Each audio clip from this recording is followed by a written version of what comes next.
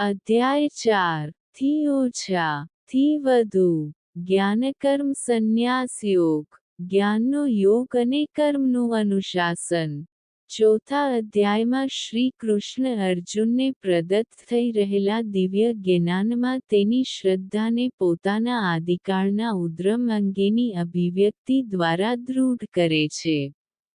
તેઓએ દર્શાવ્યું કે કેવી રીતે પ્રારંભમાં આ શાશ્વત વિજ્ઞાનની શિક્ષા તેમણે વિવસ્વાનને શીખવાડી અને પશ્ચાત તે નિરંતર પરંપરાગત પદ્ધતિથી રાજર્ષિઓ સુધી પહોંચી.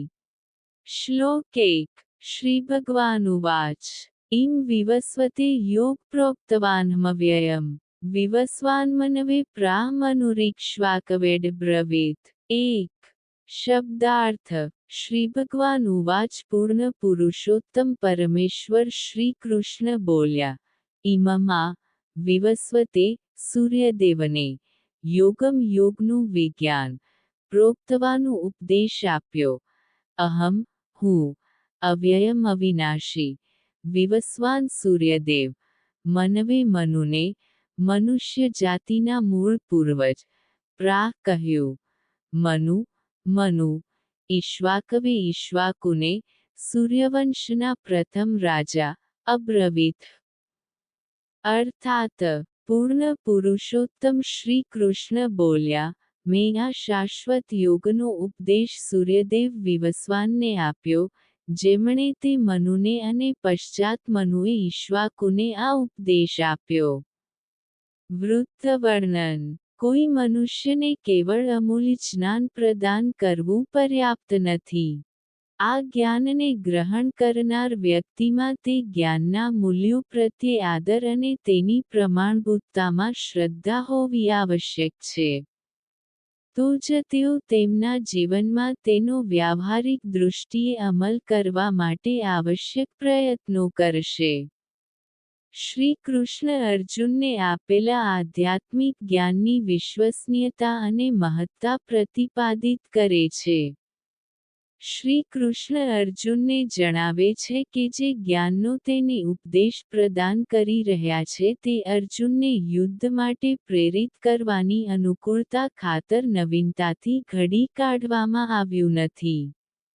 આ એ જ શાશ્વત યોગ વિજ્ઞાન છે, જેનો ઉપદેશ તેમણે સૌ પ્રથમ વિવસ્વાન અર્થાત સૂર્યદેવને આપ્યો હતો અને સૂર્યદેવે તે મનુષ્ય જાતિના મૂળ પૂર્વજ મનુને આપ્યો.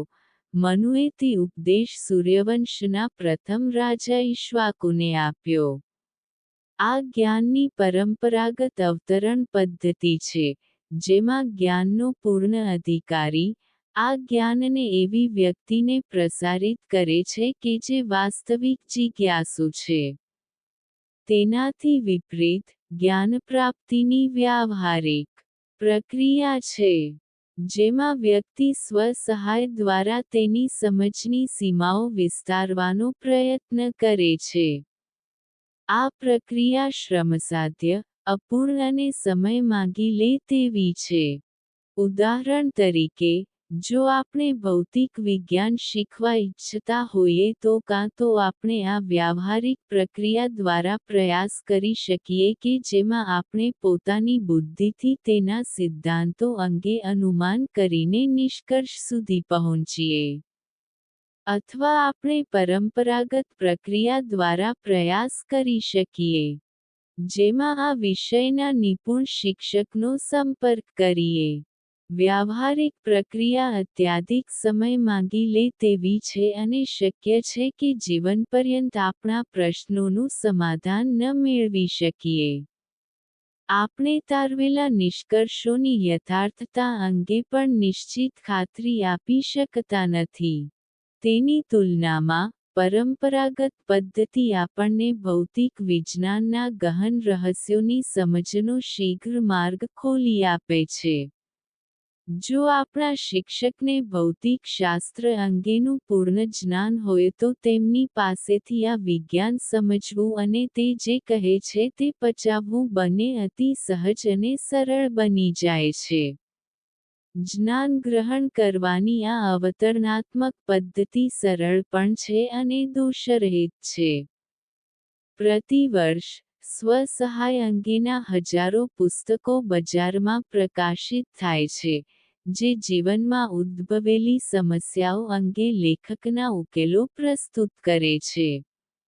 આ પુસ્તકો મર્યાદિત પ્રમાણમાં કદાચ ઉપયોગી થતા હશે, પરંતુ તેઓ જ્ઞાનપ્રાપ્તિની વ્યાવહારિક પ્રક્રિયા પર આધારિત હોવાના કારણે અપૂર્ણ છે. અમુક ચોક્કસ વર્ષો બાદ નવીન સિદ્ધાંત પ્રસ્તુત થતાં જ તે વર્તમાનના સિદ્ધાંતોને બાજુ પર ફગાવી દે છે.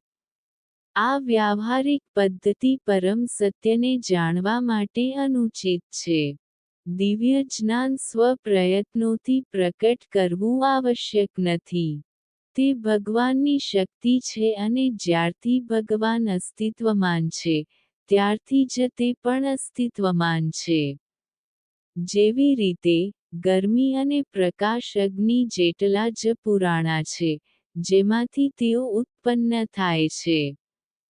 ભગવાન અને આત્મા બંને શાશ્વત છે અને તેથી યોગ વિજ્ઞાન કે જે આત્મા અને પરમાત્માનું ઐક્ય સાગે છે, તે પણ સનાતન છે. આ અંગે કોઈ નવીન અનુમાન કરવાની કે સૂત્રો ઘડવાની આવશ્યકતા નથી. આ સત્યવાદિતાનું વિસ્મયકારક સમર્થન સ્વયં ભગવદ ગીતા કરે છે, જે તેના સર્વકાલીન જ્ઞાનની વિચક્ષણતાથી લોકોને નિરંતર આશ્ચર્યચકિત કરે છે અને આજથી 50 શતાબ્દીઓ પૂર્વે જેનું ગાન થયા પશ્ચાત પણ આપણા દૈનિક જીવન માટે પ્રસ્તુત છે.